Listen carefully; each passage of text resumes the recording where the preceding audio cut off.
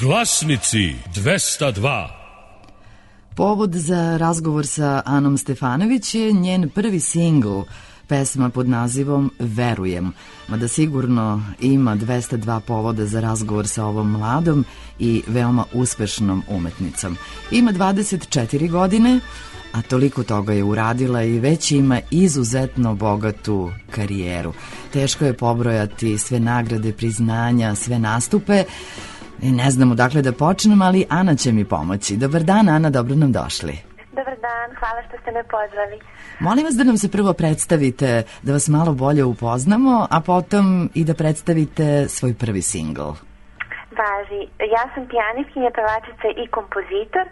Klavirom sam počela da se bavim sa 4 godine. Moja majka, pijanistkinja Dijana Jovanović, je bila ta koja me uvela u taj čarobni svet muzike. Završila sam nižu muzičku školu Josip Slavenski. Sa 15 godina upisala Fakultet muzičkih umetnosti, sa 19 diplomirala i jako volim muziku, puno nastupam. Počela sam kao mali gost maminih koncerata, putovali smo po celoj Srbiji i to je verovatno bila neka atrakcija za publiku da vide onako malecnu, kovrđavu devojčicu, nogice joj vise dok sedi za klavirom, ali već tada sam uživala u toj pažnji na sceni i mislim da se već tada znalo da će to biti moj put. Ali u jednom trenutku, verovatno negde sa 14-15 godina, počela sam da pišem pesme i generalno da pišem svoju muziku, pišem instrumentalnu muziku, muziku za klavir i violinu i moguće da je taj neki estradni deo mene, to je onako popularnija muzika, negde da sam to povukla i genetski na tatu. Moj otac je pokojni pevač Ljubo Stefanović, tako da verovatno je tu dosta stvari uticalo. Da, zaista sve neverovatno zvuči. Sjajno i sve čestitke od nas, naravno. I u jednom trenutku rodila se ideja da snimite singl. Tako je, pa ja sam već godinama snimala razne pesme na jezicima engleskom, španskom, ruskom, malo manje na srpskom, ali u poslednje vreme sam se, već ipak je to moj maternji jezik i počela sam time da se bavim. Ovaj singl, Veruj, napisala sam i muziku i tekst, snimljeno je u produkcijskoj kući Krik, tako da nadam se da će vam se dopasti.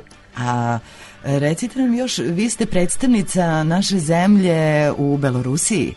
Tako je, ja ću da predstavljam Srbiju ove godine na velikom festivalu Slavenski bazar.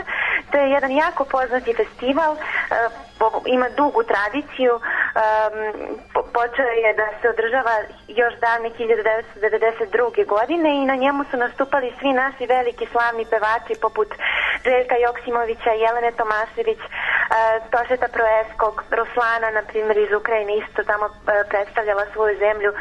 Zaista je grandiozan festival, 7000 ljudi u amfiteatru sluša, sve slovenske zemlje prate, u svake godine 3 miliona gledaoca, prate TV prenos, tako da za mene će to biti velika čast i zadovoljstvo i nadam se da ću moći dostojno da predstavim našu zemlju.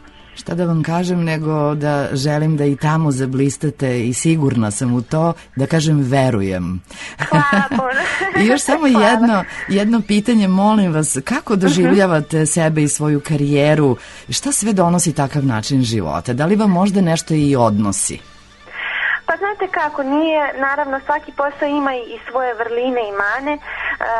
Moj posao, neko bi rekao sa strane da je poneo dosta žrtvovanja, zato što dosta sati moramo da provedemo za klavirom, vežbajući, da dođemo do tog profesionalizma. Pročitala sam negde da treba 10.000 sati, znači otprilike 10 godina u bilo kom poslu.